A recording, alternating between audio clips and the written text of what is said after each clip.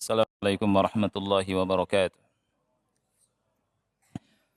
Innal hamdalillah nahmaduhu wa nasta'inuhu wa nastaghfiruh wa na'udzu billahi min shururi anfusina wa min sayyiati a'malina may yahdihillahu fala mudilla lahu wa may yudlil fala hadiya lahu. Asyhadu an la ilaha illallah wahdahu la syarika lahu wa asyhadu anna Muhammadan abduhu wa rasuluh. يا أيها الذين آمنوا اتقوا الله حق تقاته ولا تموتن إلا وأنتم مسلمون يا أيها الناس اتقوا ربكم الذي خلقكم من نفس واحدة وخلق منها زوجها وبث منهما رجالا كثيرا ونساء واتقوا الله الذي تساءلون به والأرحام إن الله كان عليكم رقيبا يا أيها الذين آمنوا اتقوا الله وقولوا قولا سديدا يصلح لكم أعمالكم ويغفر لكم ذنوبكم ومن يطع الله ورسوله فقد فاز فوزا عظيما أما بعد فإن أصدق الحديث كتاب الله وخير الهدي هدي محمد صلى الله عليه وعلى آله وسلم وشر الأمور محدثاتها فإن كل محدثة بدعة وكل بدعة ضلالة wa kullu dhalalatin finnar. Ahibati fillah, ikhwani wa akhwati fillah rahimani wa rahimakumullah. Pada kesempatan yang mulia ini insyaallah taala kita akan melanjutkan pembahasan dari kitab Al-Furqan min Qasasi Al-Qur'an, buah karya dari Syekh Abu Islam Shalih bin Thaha Abdul Wahid rahimahullahu ta'ala. Pada pertemuan yang lalu kita membahas tentang fawaid atau faedah-faedah yang bisa kita ambil dari kisah yang Allah sebutkan dalam surat Al-Kahfi tentang Dzulqarnain. Dan pada pertemuan yang lalu kita membahas tentang hak-hak ra'iyah ala ra'i, tentang hak-hak rakyat yang wajib ditunaikan oleh pemimpinnya. Berikutnya adalah hak pemimpin yang wajib ditunaikan oleh rakyatnya. Kemarin kita sebutkan ada yang pertama, ya, seorang pemimpin harus adil, tidak boleh zalim. Kemudian yang kedua, hendaknya pemimpin selalu menasihati rakyatnya. Jadi bersungguh-sungguh bekerja untuk rakyatnya dan menasihati mereka lillah, karena Allah Subhanahu wa ta'ala, agar masuk surga bersama mereka. Kemudian yang ketiga, tidak boleh menipu. Tidak boleh menipu rakyatnya. Karena orang yang menipu rakyatnya diharamkan masuk surga. Kemudian yang keempat, hendaknya berlemah lembut, menyayangi rakyatnya dan tidak menyusahkan rakyatnya. Ini merupakan hak rakyatnya atas pemimpinnya. Pemimpin yang menyusahkan rakyatnya maka akan disusahkan oleh Allah Subhanahu wa ta'ala dan mendapatkan doa dari Nabi SAW, bukan doa kebaikan tapi doa keburukan, ya. Yang Nabi SAW berkata, orang yang menyusahkan rakyatnya maka susahkanlah mereka, kata Rasulullah SAW. Kemudian juga harus diingat bahwa setiap pemimpin akan dimintai pertanggungjawaban di hadapan Allah kelak. Nah, ini beberapa hak rakyat yang harus ditunaikan oleh pemimpinnya. Kemudian sebagai rakyat harus mengetahui hak pemimpinnya. Tentunya hak pemimpin adalah harus ditaati. Dan ini merupakan perintah Allah Subhanahu wa taala. Dalam surat An-Nisa, Allah Subhanahu wa taala berfirman, "Ya ayyuhalladzina amanu athi'ullaha wa athi'ur rasul wa ulil amri minkum." Wahai orang-orang yang beriman, taatlah kepada Allah dan taatlah kepada Rasul serta ulil amri di antara kalian. Di antara makna ulil amri adalah pemimpin. Ini merupakan perintah Allah Subhanahu wa taala. Tetapi ketaatan kepada pemimpin diikat dengan selama mereka tidak memerintahkan berbuat maksiat. Apabila mereka memerintahkan berbuat maksiat, la sam'a wa la ta'ah. Tidak ada ketaatan. Tetapi tidak ada ketaatan dalam hal tersebut. Tidak secara keseluruhan. Ketika pemimpin memerintahkan untuk berbuat maksiat, maka tidak taati dalam hal itu. Adapun dalam hal yang lainnya wajib taat. Dalam hal yang ma'rufnya wajib taat. Jangan sampai secara keseluruhan, wah karena memerintahkan berbuat tidak baik, kemudian dikatakan tidak ada ketaatan sama sekali sama pemimpin. Ini tidak adil juga bagi rakyat, ya. Kemudian memberontak dan seterusnya. Dan ini tidak benar dan tidak sesuai dengan ajaran Rasulullah sallallahu alaihi wa ala alihi wasallam. Kemudian ada beberapa hadis yang belum Anda baca. Di antaranya hadis sahih riwayat Imam Muslim nomor ke 1855. Rasul kita sallallahu alaihi wasallam bersabda, "Khiyaru a'immatikum alladzina tuhibbunahum wa yuhibbunakum." Sebaik-baik pemimpin kalian adalah yang kalian mencintai mereka dan mereka mencintai kalian.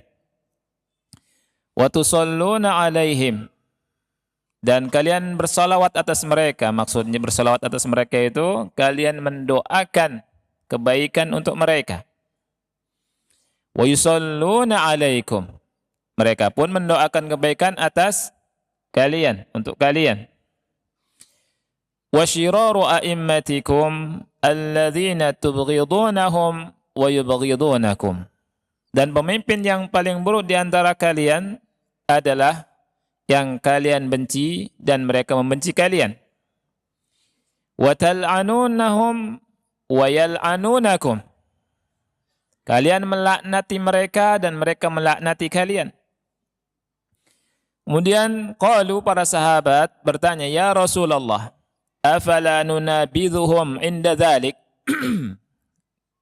Wahai Rasulullah, apakah boleh kita mengangkat pedang? Maksud nunabidhuhum itu mengangkat senjata, memerangi mereka ketika terjadi yang demikian ini. Kemudian Rasul SAW berkata, "La, tidak. Ma aqamu fikum as-salata.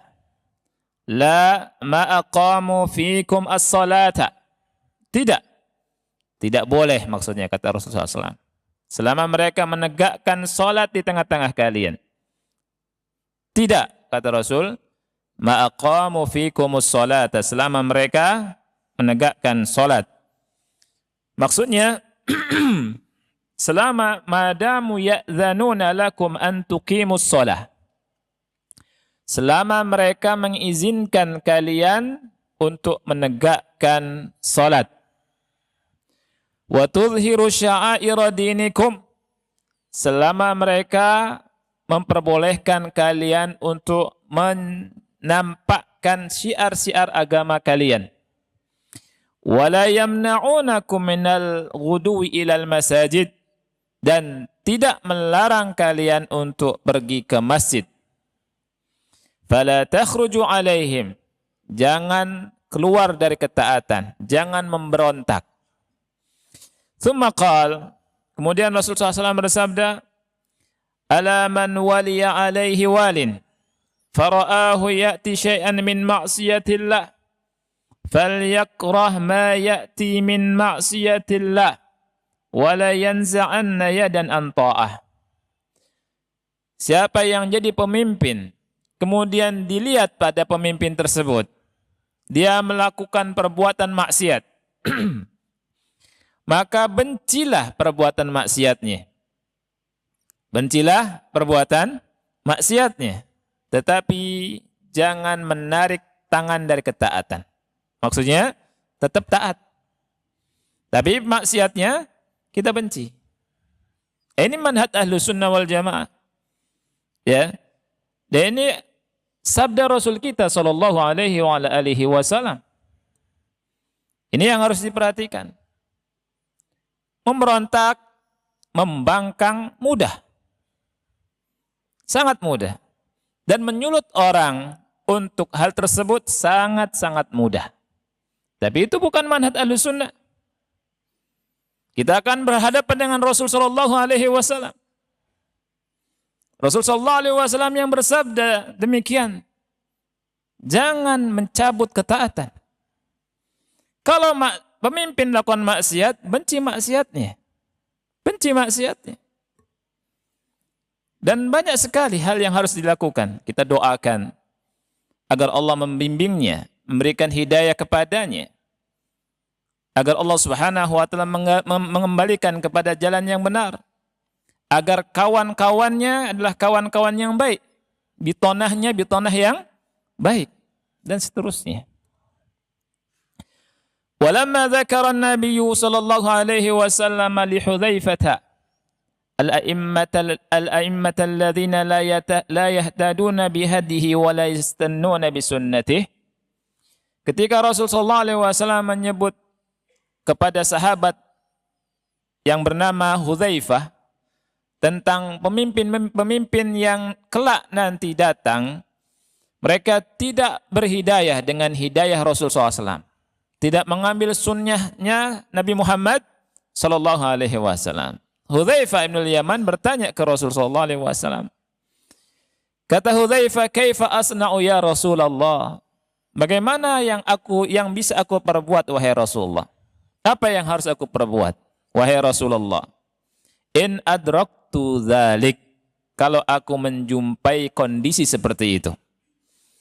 Qala sallallahu alaihi wasallam, Rasulullah SAW bersabda, tasma'u wa tuti'u lil amir. Dengar dan taati pemimpin. Wa in dharaba dhahrak wa akhadha malak fasma' wa ati'. Walaupun dia memukul punggungmu dan merampas hartamu, dengarkan dan taat. Sabar. Ya, sekali lagi ikhwan fillah, buah kesabaran akan menghasilkan kemanisan. Ya.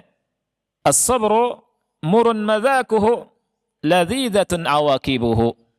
Kesabaran itu pahit rasanya. Akan tetapi buahnya manis. Awakibnya, ya, akhir dari perjalanannya manis.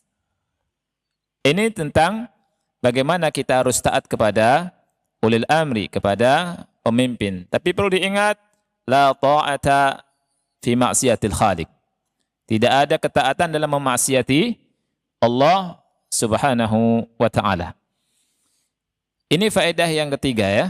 Dan faedah yang terakhir, ikhwan fillah, adalah annal ba'tsa ba'dal mauti haqqun la raiba fi. Bahwa al-ba'ts, kebangkitan, kita dibangkitkan kelak setelah kematian kita, ini adalah hak dan tidak ada keraguan di dalamnya. Dan ini dasari dari kisah Dzulqarnain ini di surat Al-Kahfi ayat yang ke-87. Ya.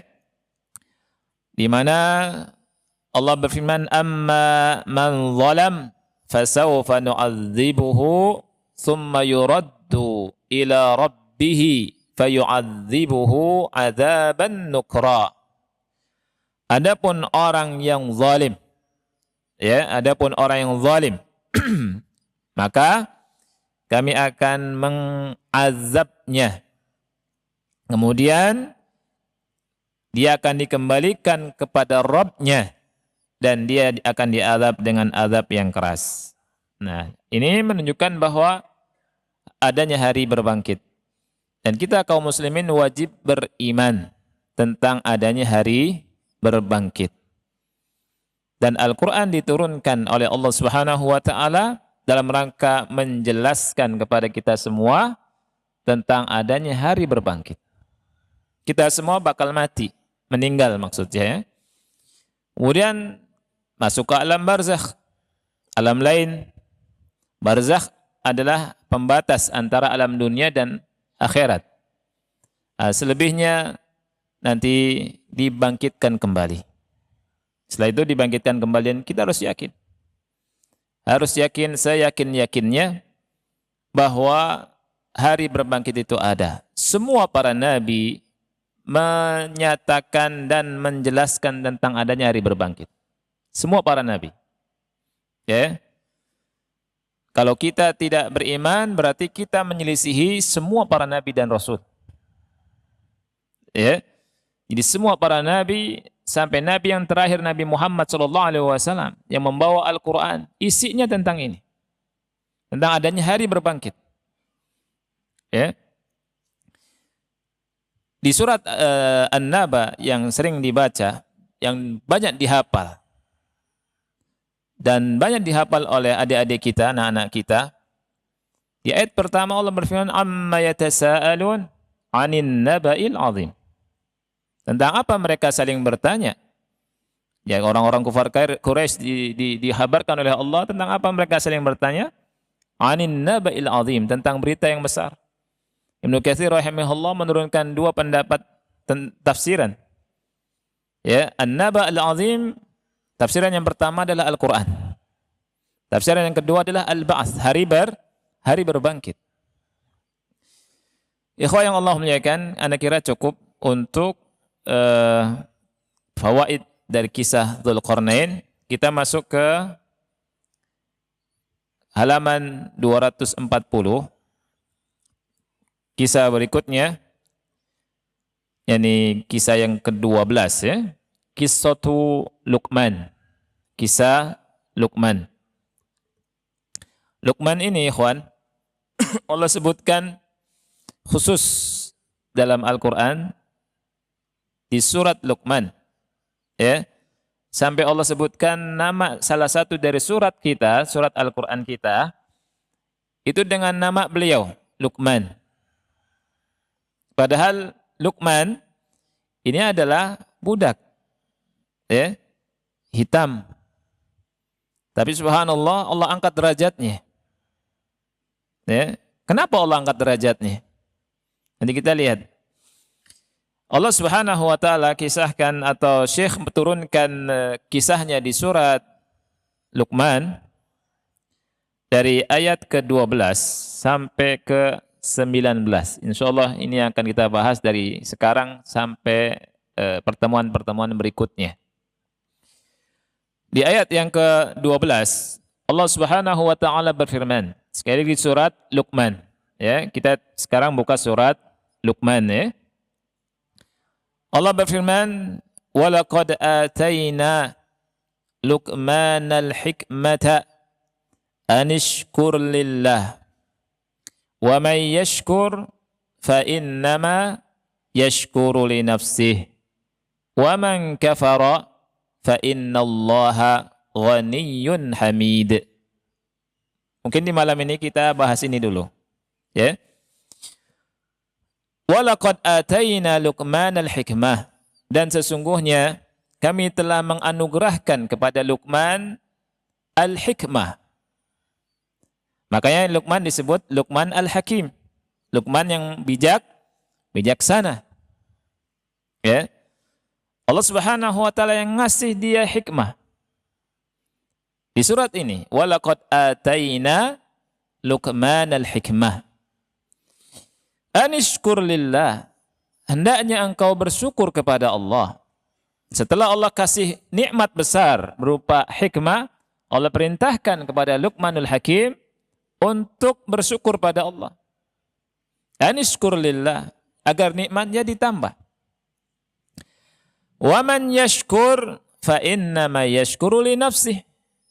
Dan barang siapa yang bersyukur kepada Allah, pada hakikatnya dia sedang mensyukuri dirinya sendiri.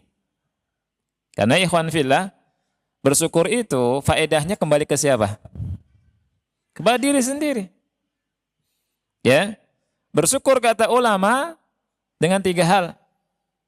Dengan hati, dengan lisan, dan anggota badan. Dengan amalan soleh. Hati kita meyakini semua nikmat yang Allah berikan pada kita dari Allah. Wa ma bikum min ni'matin fa min Allah. Tidak ada nikmat yang ada pada kalian melainkan dari Allah Subhanahu wa taala. Kemudian dengan lisan kita selalu mengucapkan hamdalah. Dapat rezeki alhamdulillah, alhamdulillah, alhamdulillah. Ya. Dan subhanallah, selain ucapan hamdalah itu menunjukkan nilai syukur kita pada Allah, ya, menambahkan rezeki, hamdalah itu memberatkan timbangan amal kebajikan di akhirat kelak. Walhamdulillah tamla'ul mizan, kata Rasulullah SAW. Alhamdulillah itu memenuhi timbangan. Ucapan alhamdulillah tamla'ul mizan. Kemudian kita gunakan rezeki yang Allah berikan pada kita pada kebaikan, pada ketaatan. Ini 3 rukun syukur. Ya. Jadi wa man yashkur fa innama yashkuru li nafsi. Siapa yang bersyukur pada Allah, hakikatnya dia bersyukur pada dirinya sendiri, untuk dirinya sendiri. Selain nikmatnya dijaga oleh Allah Subhanahu wa taala, Allah tambahkan nikmatnya. Allah berfirman dalam Al-Quran, la in syakartum la azidannakum wa la in kafartum inna azabi lasyadid. Apabila kalian syukur, aku akan tambah untuk kalian nikmat-nikmatku. Apabila kalian kufur, ingatlah azabku sangat keras, sangat pedih, kata Allah Subhanahu wa taala. Ya. Jadi ditambah. Kalau ditambah otomatis dijaga. Ya. Idza kunta fi ni'matin far'aha. Apabila kau berada dalam kenikmatan, jagalah nikmat itu. Jangan dihilangkan dengan maksiat. Nah, ikhwah yang Allah muliakan, unsur yang pertama yang kita bahas adalah tentang Luqman dan hikmah. Luqman dan hikmah. Ya. Luqman, kata Syekh rahimahullah, kana waliyan mausufan bil hikmah. Beliau adalah seorang wali dan beliau memiliki sifat hikmah, hakim. Maka disebut Luqman al-Hakim. Luqman yang bijaksana, yang Allah anugerahkan kepada beliau dalam firman-Nya, walaqad ataina Luqmana al-hikmata. Pertanyaannya, apa yang disebut atau yang dimaksud dengan al-hikmah? Apa yang dimaksud dengan al-hikmah? Apa itu hikmah itu? Mudah-mudahan ikhwani fillah Allah berikan kepada kita semua al-hikmah. Wa may yu'tal hikmata faqad utiya khairan katsira, kata Allah. Barang siapa yang dianugerahi al-hikmah, sesungguhnya dia telah dianugerahi kebaikan yang banyak sekali. Pertanyaannya, apa itu hikmah? Syekh rahimahullah berkata, hiya al-qaulul munasibu lisyakhsil munasibi fil waqtil munasibi bil miqdaril munasibi wal uslubil munasibi. Itu arti hikmah. Jadi hikmah ini luar biasa. Hikmah adalah perkataan yang pas. Anda terjemahan pas saja ya. Perkataan yang pas, yang sesuai. Di syakhsil munasib, untuk seseorang yang pas, seseorang yang sesuai. Fil waqtil munasib, di waktu yang pas. Bil miqdaril munasib, dengan kadar yang pas. wal uslubil munasib, dan cara yang pas. Ini hikmah. Jadi makna hikmah adalah al-qawlu al-munasib li syakhsil munasib fi al-waqtil munasib bil miqdaril munasib wal uslubil munasib. Ini arti hikmah. Perkataan yang pas untuk orang yang pas. Jadi tepat perkataannya, cocok. Di masa, di waktu yang pas, dengan kadar yang pas, ya, dan cara yang pas. Dengan cara yang sesuai. Ya. Ini arti hikmah. Kita ketika bicara dengan orang yang jahil, cara bicara kita beda. Dengan orang yang berilmu, cara bicara kita juga beda, atau kita bermuamalahnya juga beda. Ya, nah, itu. Jadi apa namanya? Ada hikmah di sini. Nah, ikhwah yang Allah muliakan, Luqman Al-Hakim pernah ditanya oleh seseorang. Di sini dikatakan oleh Syekh, beliau ngambil dari kitab Ad-Dur Al-Mansur li Suyuti. Ya. Marra rajulun bil Luqman. Ada orang yang melewati Luqman. Wan nasu indahu, dan manusia berada di sekitar Luqman.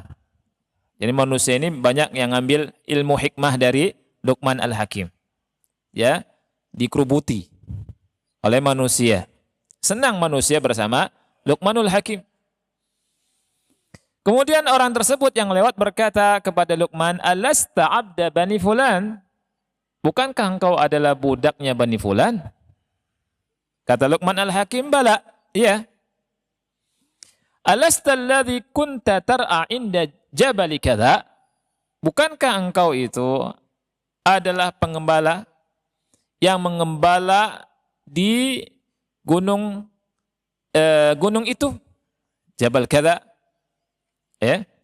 Lihat, selain budak dia pengembala. Ya.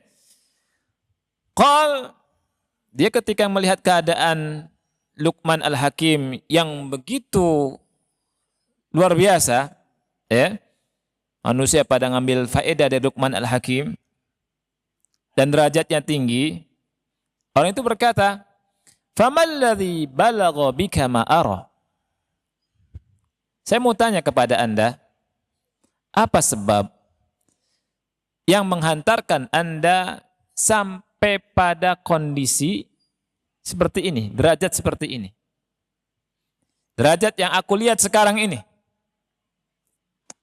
Luqman Al-Hakim menjawab, "Taqwallah wa sidqul hadis wa ada'ul amanah wa tulus sukuti amma la ya'nini." Ada 4 beliau jawab. Kata beliau, yang pertama adalah bertakwa kepada Allah. Wattaqullaha wa yu'allimukumullah. Ini pertama. Kata Luqman Al-Hakim, bertakwa kepada Allah. Yang kedua, sidqul hadis. Ngomong jujur. Apa adanya. Sidqul hadis. Ya. Tidak belok kanan, belok kiri. Lurus ngomongnya ini. Kalau ngomong, jujur. Sidqul hadis. Ngomongnya benar, lurus, jujur. Yang ketiga, wa ada'ul amanah, menyampaikan amanah. Yang keempat, wa tulus sukuti amma la ya'nini, diam dari sesuatu yang tidak bermanfaat. Tidak bicara dari sesuatu yang tidak ada manfaatnya. Subhanallah. Ini rahasia yang disebutkan Luqmanul Hakim. Ya, sehingga Luqmanul Hakim mendapatkan ilmu dan Allah kasih hikmah. Ya. Jadi yang pertama, taqwallah, kata Luqmanul Hakim. Bertakwa kepada Allah. Ya, bertakwa itu apa? Mengerjakan perintah-perintah Allah dan meninggalkan larangan-larangannya. Ya. Kemudian yang kedua sidqul hadis. Ngomongnya lurus, benar, lempeng, jujur. Ya. Antara mulut dan hatinya sama, enggak beda. Sidqul hadis. Kemudian yang ketiga apa? Yang ketiga, wa adaul amanah. Menyampaikan amanah. Tidak ngurang-ngurangi amanah. Apakah itu fulus, dikasih amanah, dia sampaikan. Atau perkataan, ikhwah. Banyak di antara kita yang meremehkan perkataan. Seperti misalkan ada saudara kita nyampaikan salam, akhi, tolong sampaikan salam kepada saudara antum, namanya fulan. Harus sampaikan, ini apa? Amanah. Kita harus sampaikan, ya akhi ada salam dari saudara ana namanya fulan. Sampai salam ke antum. Kalau kita katakan iya, ya kita amanah. Ya.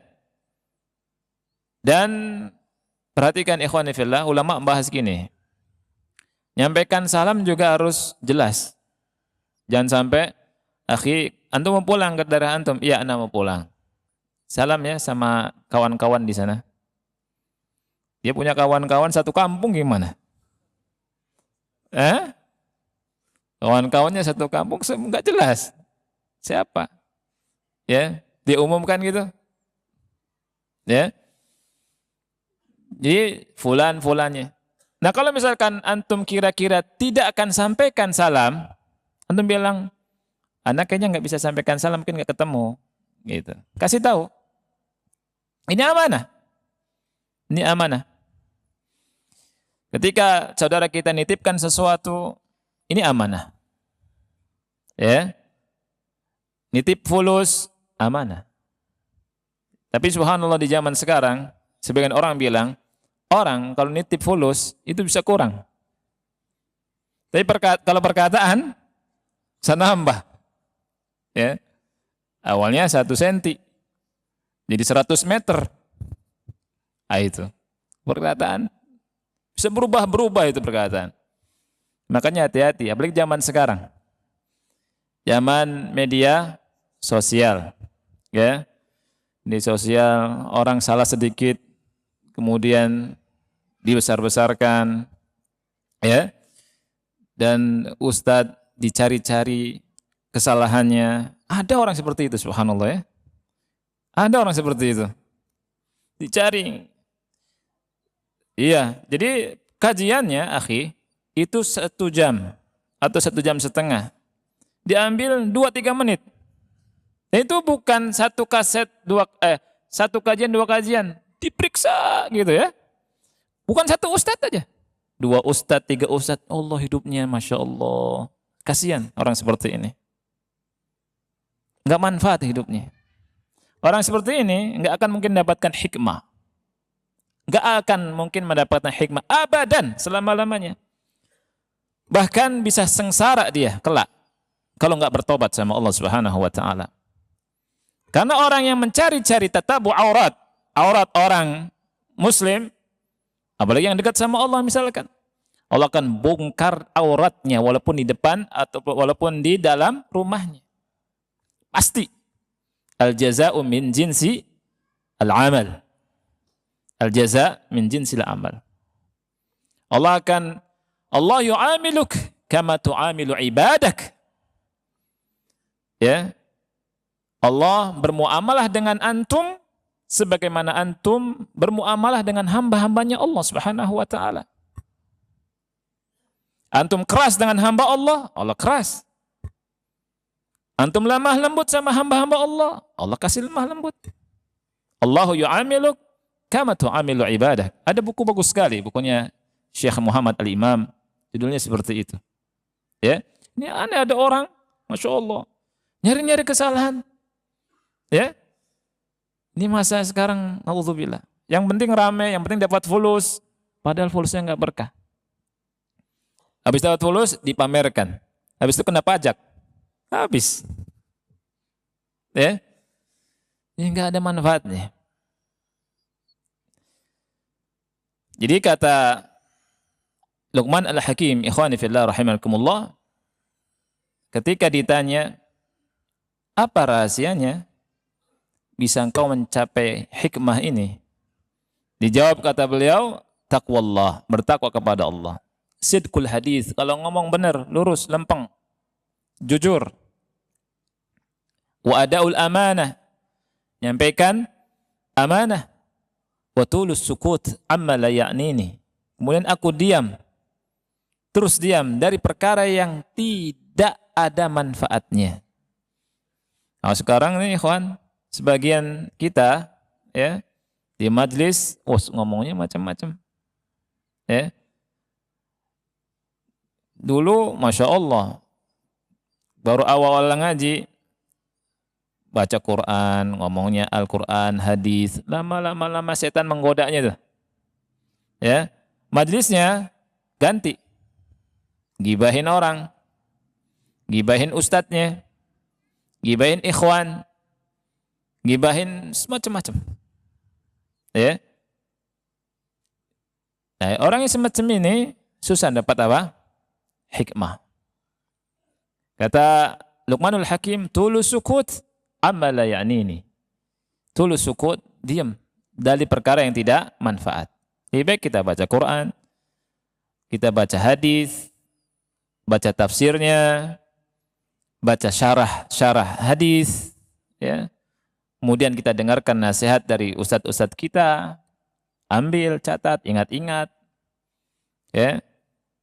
Kemudian kita kalau ada faedah bisa kita share media sosial kita gunakan untuk men-share ustadz-ustadz Ahlus Sunnah, ya. Kajian guru-guru kita, ya, di-share. Kajian Ustadz Yazid hafizahullah ta'ala, Ustadz Hakim, ya, ustadz-ustadz Ahlus Sunnah wal Jamaah, kemudian masyayikh, ya, gunakan untuk kebaikan agar kita mendapatkan apa? Pahala dari Allah Subhanahu wa taala dengan kita punya media sosial. Bukan untuk apa namanya? Hal-hal yang justru mendatangkan murka Allah Subhanahu wa taala. Nah, ikhwah yang Allah muliakan, ada beberapa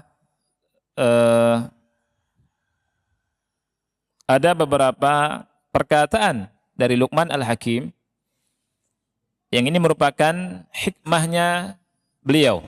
Hikam Luqman, min hikami Luqman. Ya.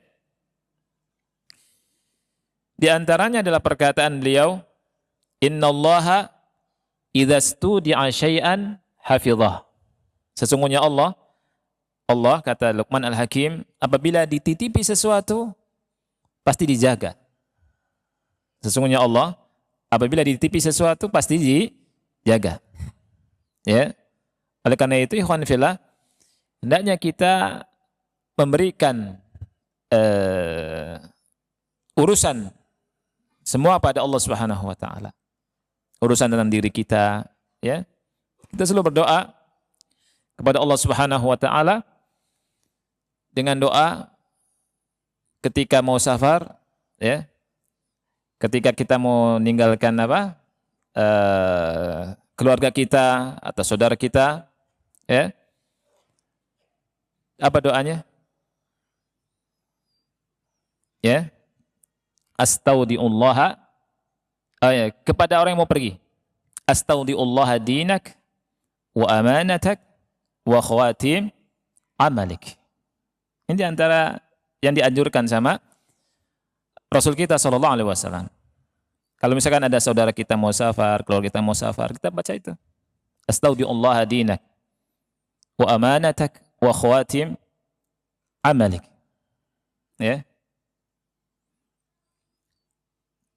Ini salah satu bentuk kita minta perlindungan dari Allah Subhanahu wa taala agar dijaga. Aku titipkan engkau agamamu, ya, kepada Allah Subhanahu wa taala, amanahmu dan khawatim amalik, akhir dari amalanmu. Ya. Kemudian dijawab astaudiukumullah alladzi la tadhi'u wada'i'uh. Bagi orang yang dibacakan itu. Ini sunnah dari sunnah Rasul sallallahu alaihi wasallam. Kemudian juga ada kisah ikhwan Umar bin Abdul Aziz. Beliau menjabat sebagai khalifah sekitar 2 tahunan ya. Itu hartanya habis. Dia serahkan ke Baitul Muslimin. Kemudian ketika beliau mau meninggal, anak-anaknya masih kecil-kecil. Masih kecil-kecil. Anaknya banyak. Kalau nggak salah lebih dari 10. Ketika mau meninggal, dia suruh masukkan anak-anaknya itu. Kemudian dia lihat anak-anaknya, dia menangis. Tapi dia nggak khawatir. Dia katakan, anak titipkan kalian kepada Allah Subhanahu wa taala. Itu. Ya. Beliau wasiatkan untuk bertakwa. Dan beliau kasih tahu bahwa tidak ada barang haram yang aku berikan pada kalian. Makanan haram yang aku berikan pada kalian. Itu Umar bin Abdul Aziz. Ketika dia titipkan anak-anaknya pada Allah, anak-anaknya subhanallah ikhwan fillah, jadi orang yang berguna, jadi orang kaya, jadi orang yang berjihad di jalan Allah Subhanahu wa taala. Itu. Jadi menitipkan keluarga kita, harta kita pada Allah Subhanahu wa taala ini sangat manfaat. Ada kisah nyata, ada 2 perempuan ya, ada 2 perempuan safar. Satunya lupa ngunci lemari. Satunya ngunci lemari. Tapi dia yakin pasti nggak dicuri, gitu ya. Subhanallah, pencuri datang. Nah, yang lupa mengunci lemari itu dia ingat kepada Allah dan berdoa, ya Allah jagalah hartaku. Ya. Nah, kemudian subhanallah maling itu tidak buka yang terbuka, tapi buka yang dikunci, diambil. Subhanallah. Ya. Jadi perkataan Luqman Al-Hakim, ikhwani fillah, ini luar biasa hikmah. Ya. Innallaha idza studi'a syai'an hafizah. Sesungguhnya Allah Subhanahu wa taala apabila dititipi sesuatu dijaga oleh Allah Subhanahu wa taala. Nah, ini di antara perkataan hikmahnya Luqman Al-Hakim. Ya. Mudah-mudahan kita bisa lanjutkan lagi pembahasan ini insyaallah taala pada pertemuan berikutnya. Ya, sudah dengar azan. Mudah-mudahan manfaat, dan saya akhiri wassallallahu ala nabiyina Muhammad wa ala alihi washabbihi wa barak wasallam. Wassalamualaikum warahmatullahi wabarakatuh.